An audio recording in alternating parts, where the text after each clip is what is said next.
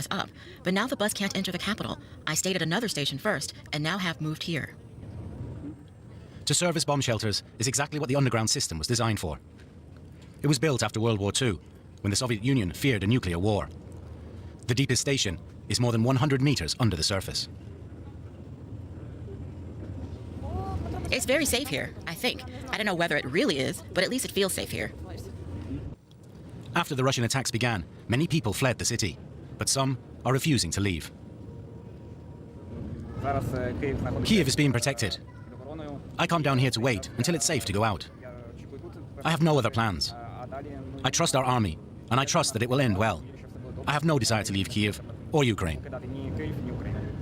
It's a particular irony that the first time the shelters are being used is under an attack ordered from Moscow, the former Soviet capital that once ordered this underground network to be built, when Russia and Ukraine were part of the same country.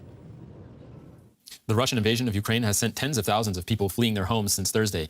Huge crowds have been waiting at train stations to travel to the border and cross into neighboring countries. These scenes from Lviv in western Ukraine show the fear and frustration. There's not enough space on the trains to carry everyone to safety. Men are forced to say goodbye to their families as they're not allowed to leave because they've been called up to fight.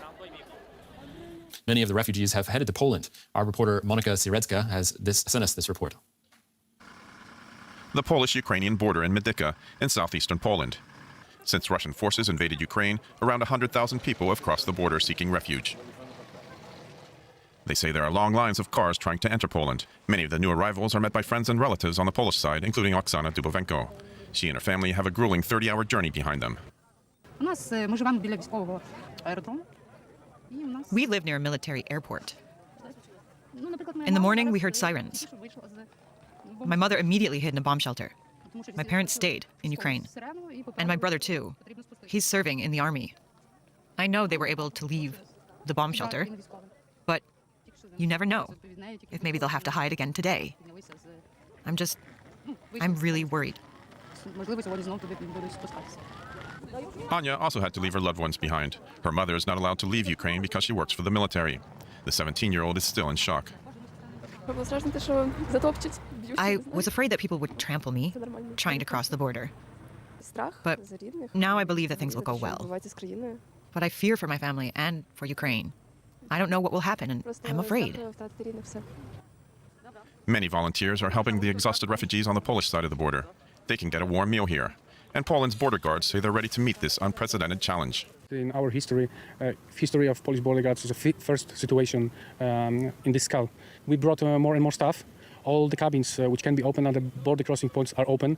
What we did today in the morning, even we checked the pedestrians on the terminal dedicated normally for cars. The family finally reunites at a parking lot in Medyka. Oksana's husband, Sergei, has come from Dusseldorf, where he lives and works. The Russians are making war, shooting, bombing, and launching missiles. There were explosions in the town where my daughter lives. We have to get them all out of there. We have no choice. Now Sergei will take his family back to his home in Germany, but it's unclear what they'll do and how long they can stay. His family never wanted to leave their homeland. Most Ukrainians are united in their disbelief at Putin's attack on their country. And while many are fleeing, others remain defiant as Russian troops attempt to take over. DW correspondent Fanny Fashar spoke to some Ukrainians who are refusing to flee their homeland. There's nothing to question here. For sure it's a war. It's military aggression by Russia against Ukraine. You won't find another opinion anywhere in Ukraine. Ukraine is united in its opinion. My child doesn't understand what's happening. The whole family shakes after every sound. We're scared, and we still can't believe this is happening, but this is our actual reality. We will stay here, we will fight, and we will win this war. And we ask European Union and NATO to close the sky to help us with some heavy weapons and stuff to support us. No, I don't understand why we should go. This is our land. We're not going anywhere. Russia is still seeing demonstrations against the invasion despite a crackdown on dissent. Police in St. Petersburg detained dozens during a third night of action. An independent monitoring group says over 3,000 people have been arrested since Thursday. Authorities say the protests are illegal because they were not approved in advance, but anti-war demonstrations are unlikely to receive official approval. Big crowds have turned out in cities around the world as well to show support for Ukraine. Thousands of Russians living abroad have joined the protests. They say Vladimir Putin's decision to launch the invasion does not represent them. Taking to the streets with blue and yellow flags and calls for solidarity from crowds of people in cities around the world. Ukrainians living abroad have joined with supporters of Ukraine, calling for more help to defend Ukraine against Russia's aggression. In Tokyo, residents called on Japan to step up actions to stop Russian President Vladimir Putin and end the war. In several Australian cities, people also raised their voices. My family is now in Kiev, and they've been hiding in the shelter, waiting to be bombarded any time. Russians do not just attack military stations, they attack childcare centers, hospitals, schools, any shelters. They search for those shelters. People are hiding, and I'm scared. I don't know what else I can do. I'm trying to gather as many people here as possible to hear our voice. We need help from other countries. Alongside Ukrainians abroad, some Russians overseas are also joining the rallies to publicly show they don't support Putin's war. For many Ukrainians far from home, the support is heartening, but the feelings of helplessness are still overwhelming. Everybody's scared. Everybody's suffering. The women and children are not agreeing to leave their men behind. Men are fighting, and it's scary and it's devastating for everybody. In the night from Friday to Saturday, it was widely reported that Russian troops were about to take over Ukraine's capital, Kiev, but they didn't. I am so proud of our Ukrainian military because they're defending our country, and I'm sure that they will stay out till the end. Right now we face one of the strongest armies in the whole world, the Russia, and the Putin, he's not a human being. Ukraine will prevail! The fact that Ukraine is still defending itself against Russia's aggressive invasion is something giving others hope. Ukrainians overseas and supporters around the world have gathered to demand an end to Russian aggression in Ukraine. From Tokyo to London and to Paris, they've taken to the streets to show their support for Ukraine. Our correspondent Sonia Falnikar was at a rally in the French capital. There's a big turnout here at Paris's historic Place de la République, where organizers say about 2,000 people have rallied in support of Ukraine. Now, the mood is somber here among Ukrainians. I spoke to some of them earlier, and they're in a state of grief and anguish at what is happening back home, fearful for friends and family who are still in the country, all of them calling for an end to the bloodshed, and calling on Europe to do more to impose a no-fly zone over their country, calling on Europe to stop President Vladimir Putin and to stop his war machine, as one protester put it. But there is also a deep sense of solidarity here with the Ukrainian cause, people singing and chanting and waving Ukrainian flags. There are also several Russians in the crowd who've come out to show their solidarity, and also lots of ordinary French people who are really appalled at the fact that war has broken out again in Europe after decades of peace. Now, in recent days, we've seen several anti-war protests in Paris, and organizers here say this will certainly not be the last. You're watching DW News. Coming up next, our new special, What's Driving Putin? There's complete coverage of the Russian war against Ukraine on our website. That's dw.com. Thanks for joining us.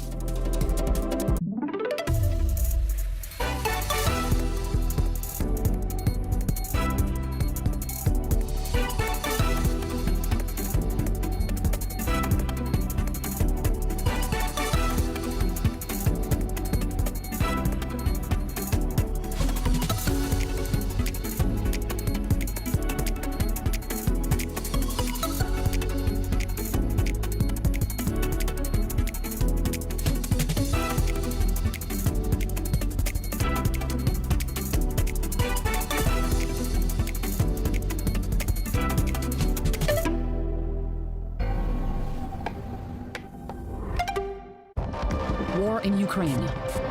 What's driving Putin? To him, Russia is on its way to old greatness.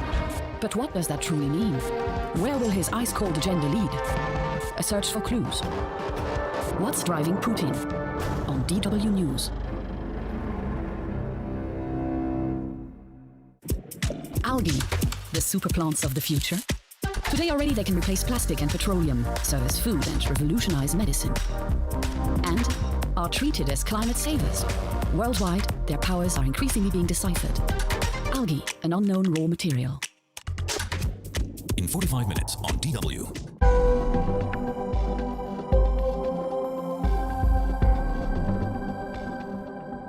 The amount of plastic is increasing every year. For many in Ghana, working on landfills is the only work there is. Holiday destinations are drowning in plastic waste. We rewind and take a look at the causes. Every year, Europe exports over 1 million tons of plastic waste. Is there another way? After all, the environment isn't recyclable. Make up your own mind. DW, made for minds. This is DW News broadcasting from Berlin. In this special program, we take one step back and ask, why did Vladimir Putin invade Ukraine?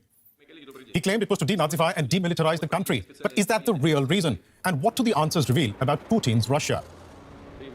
And what about President Putin himself? Joe Biden believes he wants to re-establish the former Soviet Union. Does the US president have a point? The collapse of the Soviet Union was the greatest geopolitical disaster of the century, a tragedy for all Russians.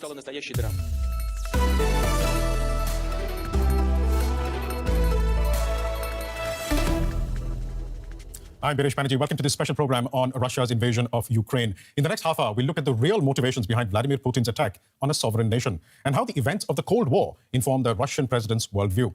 But first, a look at Ukraine and its citizens, an independent people facing a war forced onto them. Disbelief echoes through Ukraine's cities. An ugly war that is destroying homes and hopes. I never thought that this could happen. I never thought this would truly happen in my lifetime. We wrote poems about the Second World War. I myself am a teacher. We studied the history, but we never thought that it would happen here. Olyena Kurylo has lived in this apartment block in the city of Tuguyev in eastern Ukraine. It has become uninhabitable. In the capital, Kyiv, bombs hit this residential area. While she was sleeping, Oksana Gulyenko was thrown 3 meters from her bed to the corridor. I was completely confused. I didn't understand what was happening to me. It was as if I was lifted up and dropped. Then I heard screams, sounds. I got up and saw all the windows smashed, broken glass. I quickly gathered a few things, documents I had prepared, and I ran out into the street. That's been the story for many. Those who can have rushed to leave the city. The result, thousands of Kyiv residents stuck in traffic. Especially children are traumatized. One Kyiv resident who had fled with his family describes their experience. It was a hard moment, I would say, because you always have this dilemma what to tell to your kids. On one hand, you don't want to scare them, but on the other hand, you don't want to lie to them. And we decided to tell them the truth. And we tell that the war started and that we are in danger. And that's why we need to go to our grannies, because it's a safe place now. But in Ukraine, hardly any place seems safe.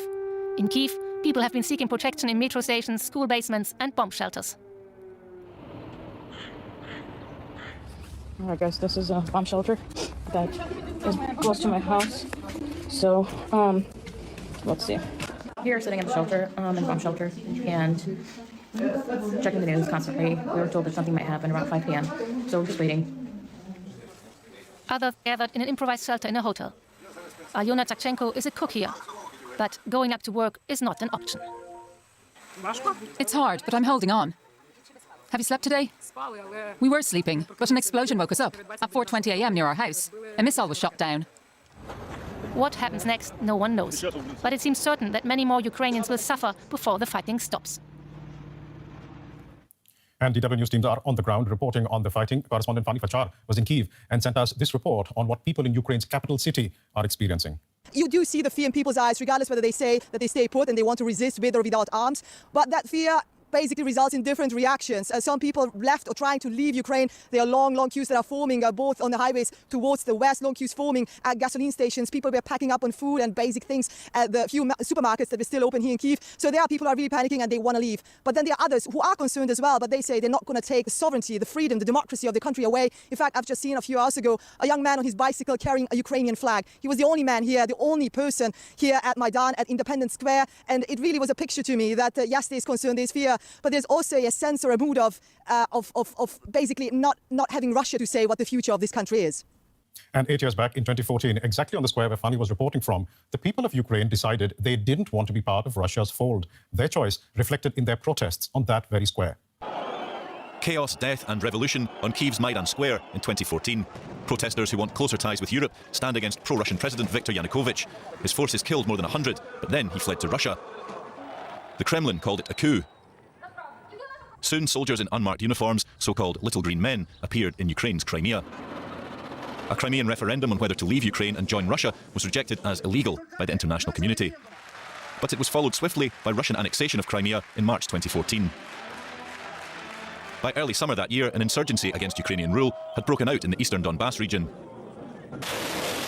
While the Ukrainian army and Russian-backed separatists fought in Donbass, a civilian jet was shot down. Malaysian Airlines flight MH17 had nearly 300 people on board. Investigations said it had been hit by a Russian missile. By autumn 2014, the front lines had stabilised, despite continued shooting. The UN estimates that more than 13,000 people have been killed. Efforts to resolve the conflict politically, via the Minsk process, failed to make much headway. Years of uneasy deadlock were broken in spring 2021, when Russia sent military hardware and tens of thousands of troops to Ukraine's borders. By late April, there was relief in Kyiv as the Kremlin said it would recall its soldiers and that Russian President Vladimir Putin would meet US President Joe Biden. But some analysts say much of the military hardware and many troops actually stayed. That summer, Putin backed his military ideas with a long essay. He claimed Ukrainians and Russians were one people and said Ukraine could only be sovereign in partnership with Russia. But Ukrainian President Volodymyr Zelensky refused to make concessions during the peace process over Donbass. And in November, Moscow sent tens of thousands of troops back to Ukraine's borders and into neighbouring Belarus. This time, they were accompanied by enough hardware for a sustained campaign. And that campaign has led to the destruction and death we are witnessing now. To help us make sense of the Russian attack, I'm joined in the studio by DW's Chief International Editor, Richard Walker, and from Vilnius in Lithuania by DW Russia analyst Konstantin Egat. Richard, to you first. I think the question on everybody's mind is, why did President Putin invade Ukraine? Yeah, well, Birish, we're going to go deep into the background, of course, in our talks today, and it's great to be on with Konstantin today to talk about this as well. But I think the most immediate reason is that Vladimir Putin has decided to do what he can to dial back the clock to before the protests that we saw at the end of 2013, beginning of 2014 there, which toppled a government that was favourable towards Russia in Ukraine. He wants to dial back the clock to before then. He doesn't like the political direction that Ukraine has taken in recent years. He doesn't like the strategic direction it's taken. He doesn't like the social direction it's taken. So he has decided to remove the government and replace it with one that's more in the previous mould, one that he finds more pliant to his view of what Ukraine should be. And that is a view that we will be discussing as we go along. Richard will stay with us in the studio, and Konstantin, I request you to stay on the line as well, because we do need to talk about President Putin, who is really central to understanding the reasons behind this war. Now, German Chancellor Olaf Scholz earlier in the week called this invasion Putin's war, a spy turned president. Here is a quick look at what drives him and shapes his convictions. This is how Vladimir Putin likes to portray himself to his compatriots. Strong, loyal to his country, and adventurous. A daredevil who doesn't shy away from danger. At the start of his career, it was a different story. Back then, he was considered a blank slate. As a KGB officer, he spent years in Dresden in communist East Germany. After the fall of the Berlin Wall, shortly before the end of the Soviet Union, he returned to his homeland, eventually working for the administration of President Boris Yeltsin before becoming prime minister in 1999. In May 2000, he was inaugurated as president. His goal was for Russia to once again become a global power. The collapse of the Soviet Union was the greatest geopolitical catastrophe of the 20th century, a tragedy for all Russians. Under Putin's leadership, the country has been transformed. He's brought most of the Russian media under Kremlin control and disempowered oligarchs who had grown rich during the chaotic years of Yeltsin's reign. Putin's decisive action in Chechnya also brought him widespread support. There, he waged an uncompromising war against separatist rebels, a war in which many civilians were also killed. In terms of foreign policy, Putin initially had a good relationship with his Western counterparts. I look a man in the eye. I found it to be very straightforward and trustworthy. But he's always viewed NATO's expansion to take in new Eastern European members with suspicion. When the pro-Russian government in Ukraine fell in February of 2014, Putin intervened. He annexed the Ukrainian peninsula of Crimea and helped Moscow-backed and armed separatists to secure control of parts of eastern Ukraine. After a difficult, lengthy, tiring journey, Crimea and Sevastopol are returning to the home harbor. Russia was excluded from the G8 group of countries, and the US and the EU imposed strong economic sanctions. But Putin has stuck to his course, governing in an increasingly authoritarian manner. He has quashed protests against his policies. Russian opposition members live in fear. Mikhail Khodorkovsky spent 10 years in prison and was then sent into exile. Boris Nemtsov was murdered in front of the Kremlin. Alexei Navalny was poisoned. He recovered and is now in prison. The Kremlin actively supports anti-democratic movements across Europe. Russian hackers attempt to influence elections. In Russia, Putin is regarded by many as the eternal president. He is held onto power through 4 controversial elections. And in 2020, he changed the constitution, allowing him to rule even longer. Vladimir Putin took over his country at a difficult time. But he's led it with an iron hand. And now, he has thrust Europe into an unprecedented crisis. And we're back now with our Russian affairs analyst Konstantin Egat in Vilnius, and in studio DW Chief International Editor Richard Walker. Konstantin, I'd like to go to you first.